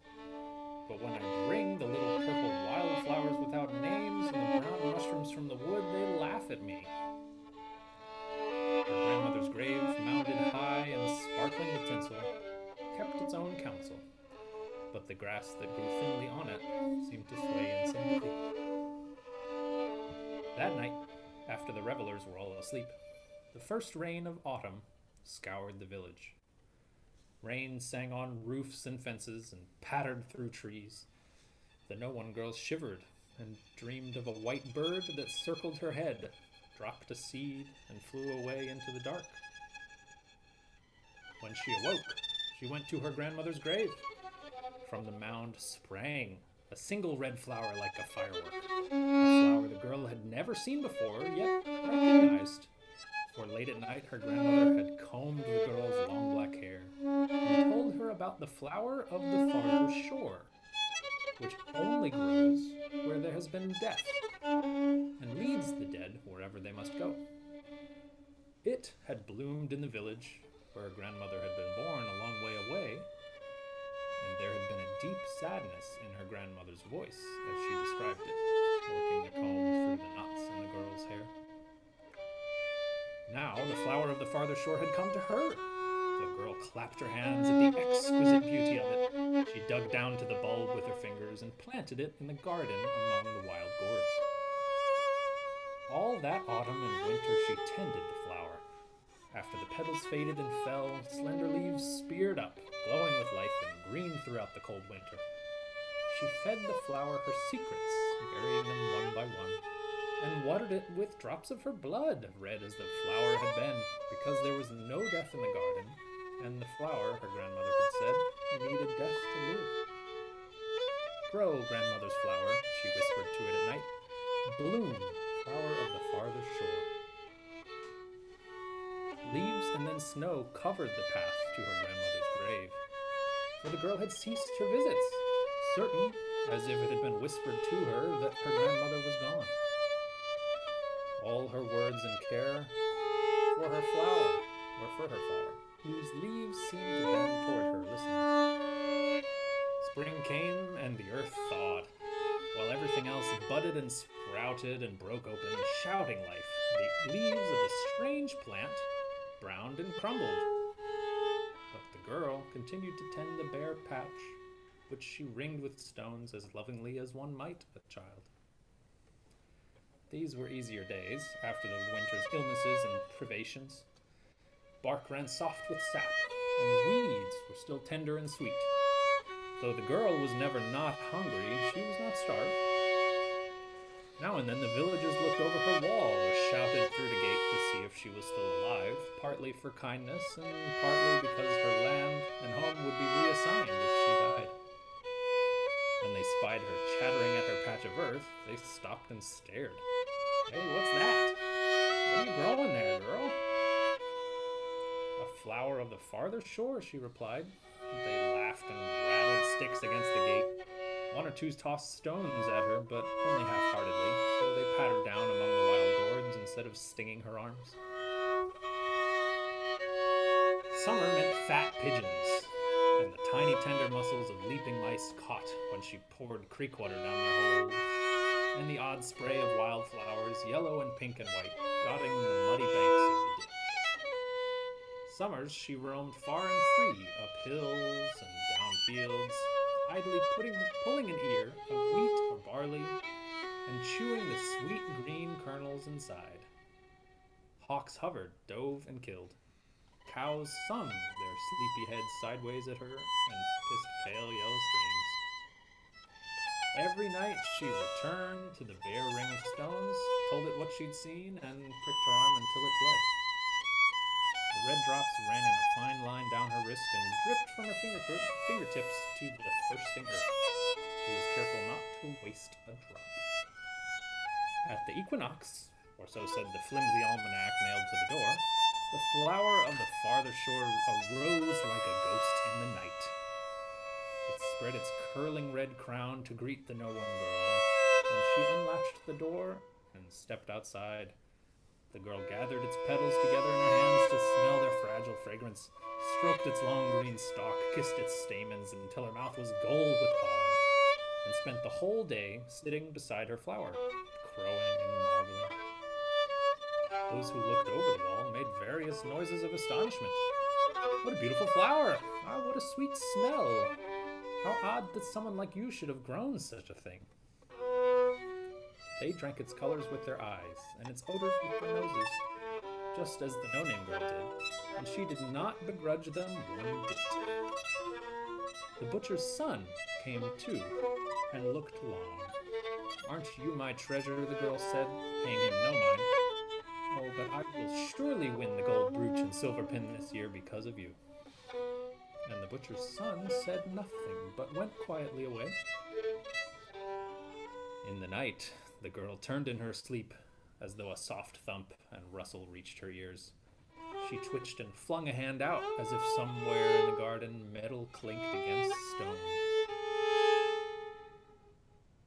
Morning came, the morning of the festival, and the flower was gone.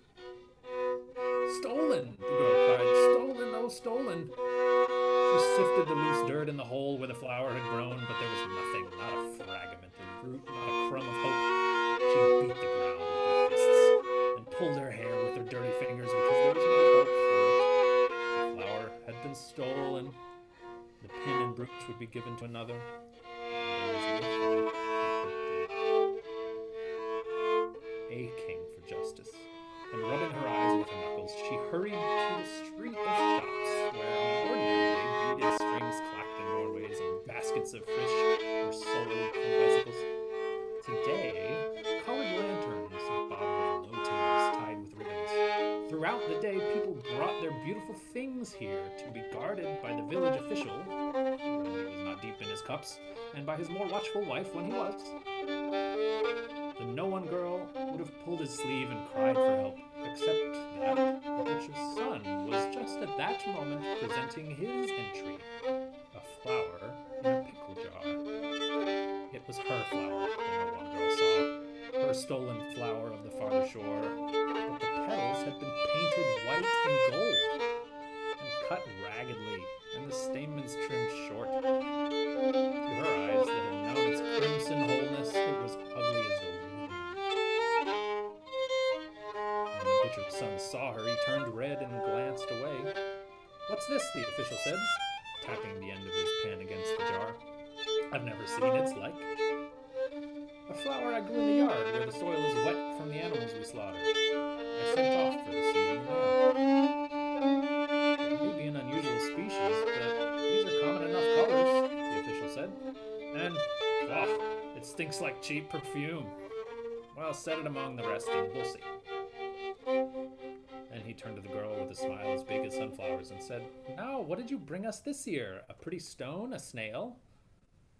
The truth filled her mouth with bitterness, almost choking her, and her blood ran hot and cold. But she looked into the official's wine-red face and at the butcher's son in his clean blue shirt, smelling of cooked meat, and knew she would not be believed. No, not the wild girl with no one, who talked and laughed to herself. The villagers who passed by had seen a red flower with a curling crown, not this gold and white pretender. Moreover, as she knew, there was often a ready stone in their hands. "Nothing?" the official said. She shook her head, teeth clamped together. "Well, get along with you then. Go and enjoy the festival." The girl turned and ran, blind with her loss, blundering through the smoke of firecrackers and knots of people eating white moon cakes. The men and women she knocked against opened their mouths to scold, but seeing who it was, laughed and shook their heads. Once she was home, the gate banged open and closed, the door unlocked and flung shut. Did she allow the poor truth to leave her lips? "Ah, why did he have to mutilate my flower?" she cried. "If only he had simply stolen it and called it his, for it to become a painted lie, for it sent to be drowned in his mother's perfume. Oh, I wish I had eaten the thing." She curled up and sobbed until her nose went numb. For it was not the loss of the flower alone that wounded her, but the sudden revelation that the world and its pins and brooches had been made for such as the butcher's boy, and not for one like herself. A cold rain fell that night. It fell on the revelers, whose faces turned orange and blue in the light of the paper lanterns, who whooped and ran or staggered home through the rain. It fell on the fan maker, as she was accepting the silver acorn and willow leaf brooch, who quickly tucked her prize fan into her jacket. It fell on the butcher's son carrying his flower home, who turned his face upward to catch raindrops on his tongue. And it fell on the muddy girl sitting in her yard, staring at the hole where the flower had been. The rain fell and fell, and the garden slicked to mud. Raindrops boiled on the girl's shoulders. Rain streamed down the tangles of her hair.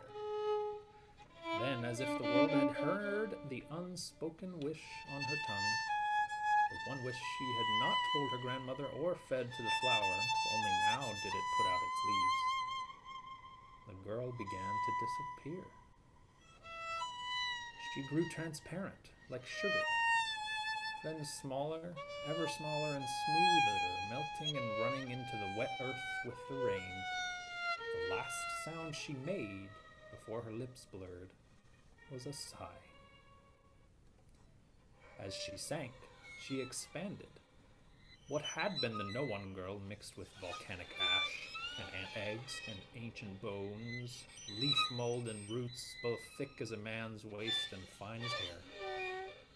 She sank until she touched the enormous basalt pillars buried deep beneath the soil, forgetful of the fire that made them, and deeper still.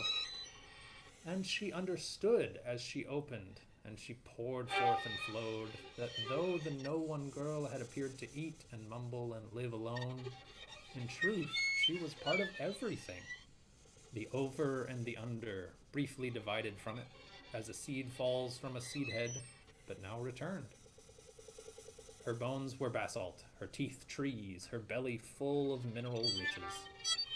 She looked out from every leaf and every stone. There was her poor painted flower in the butcher's yard, cast aside to wither. But it did not matter now. She had 10,000 flowers in her, tens of thousands, and the wind for her hair. The villagers searched for the no-one girl when they noticed the silence in her yard, but not for long.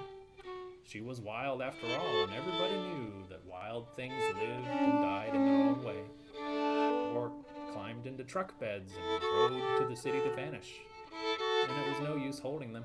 At any rate, they had their own concerns, their own sick parents and delinquent children and debts run up by liquor and gambling. And when winter came ravening, its breath all knives, they went home to their houses to grapple with their private disasters. One morning in spring, as icicles wept themselves to nothingness, the butcher's son stopped by the empty house, frowning. He scaled the stone wall, at some cost to his trousers, tried the warped door which stuttered open, and rapped his knuckles against sagging beams, listening for rot. By the time summer softened the village, the old garden, cleared of rocks and nettles, put forth long, pale melon vines and sweet swellings, yellow and green. Soon the ripe melons were picked and split and eaten. Then it was autumn. The first cold rain covered the village. In its wake, red flowers sprang up, sudden and strange. Flowers as brilliant as firecrackers, slender-stalked and leafless, growing so densely that when the wind murmured in them, they moved like a sea. The butcher's son picked armfuls of them, as many as he could carry, and went to the fan maker's home, flushing as bright as the flowers that he thrust forward when she came to the gate. Children bent to breathe their sweetness, then plucked them to play at wands or taunt the goats until they ate them. But it did not matter how many they gathered, always there were more. All around, above, below, the everything girl laughed with spotless joy. Autumn after autumn, the flowers filled the village, spilling outward for miles, until it was known to all as the village of the farther shore. And the old name drifted down into the uncertain recollections of village memories, along with the story of the no-one girl. Once the butcher's son and the fan maker were married, they moved into the empty house and yard that the butcher's son had, over long months, cleaned and repaired. For their wedding, he gave her a necklace and earrings of gold, heavy and soft. The two of them lived happily and unhappily, as people are wont to do, falling out of love and into irritation and then back into fondness, having children, feeding them, and scraping together the fees for school, growing old and blind and fretful, and moving about the yard with canes. After they both died, their eldest child came home from the city to sort through their belongings, putting aside what could be sold, what might be wanted, and what was worthless. As she folded clothes and untied boxes, stirring up decades of dust, she tossed onto the midden as things unworthy of keeping. An acorn snapped off its pin, the silver paint flaking, and a willow leaf brooch, with guilt peeling from the brass.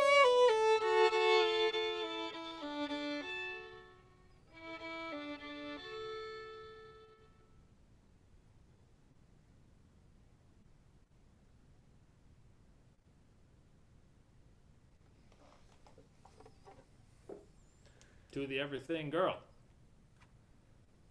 Cheers. Oh, Good job, Yeah. Jeff. likewise. Hey. good. That's a great story. It's a good story, ain't Sorry it? about if there was some. It was interesting to seeing your comments about some interesting audio. Yeah, it just wasn't balanced. Oh no. This is an experiment, Yep.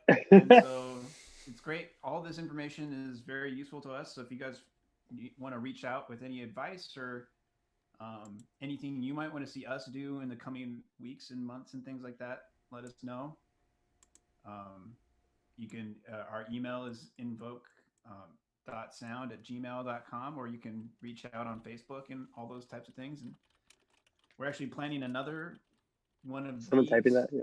Oh yeah, I'm typing. concerts. One of these concerts next week, exactly a week from today, Friday, at 7 p.m. Central, 8 p.m. Eastern, and 5 p.m. Pacific. And we're going to actually be doing we're figuring out the format, but it's going to be kind of a solo set from each of us playing our solo instruments, and it's going to be curated in some way. We're still figuring out the exact specifics, but stay tuned. And it's on Facebook, the event, so you can follow us there. Any questions or comments or anythings? Or is it about to be a night? Are we going to call it one? It might be bedtime. Yeah. All right, bedtime. Bedtime on the East Coast, that's for sure. On the East Coast, for some people. Well, thank you all for tuning thanks in. everyone for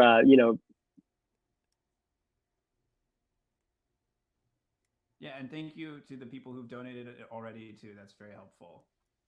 Really appreciate it. The helicopters question. I don't know if we're gonna do Stockhausen. I mean, but if you have 4 helicopters to donate, then I guarantee you we'll figure it out. Oh, that's great. I like this. Light Life Institute, that's awesome. Yeah, we'll figure out the balance issues we'll figure out for the next one. But thanks for letting us know. It's like sitting in one room and another room, had a TV and our interesting violin, and in between. That's cool. That actually reminds me of a show that we played at the Blanton Art Museum recently. And oh, hey Mom, thanks for coming. Nice to know people still read. That's my mom, and she's a librarian. So yeah, thanks Mom. Yeah, thanks for coming, Brad. Appreciate it. That's Brad, by the way. Get on the bar. What up, Brad? Hi, Ms. Brinkman. We've seen Brad on the stream enough. We know his username. The show we played at the Blanton was a bunch of people kind of in separate rooms playing different types of music, and it was a similar sort of thing. It was an art museum, so that like if you stood in certain areas, you could like hear multiple things happening, and it was really interesting. But that wasn't our intention. But if you dug it, that's awesome.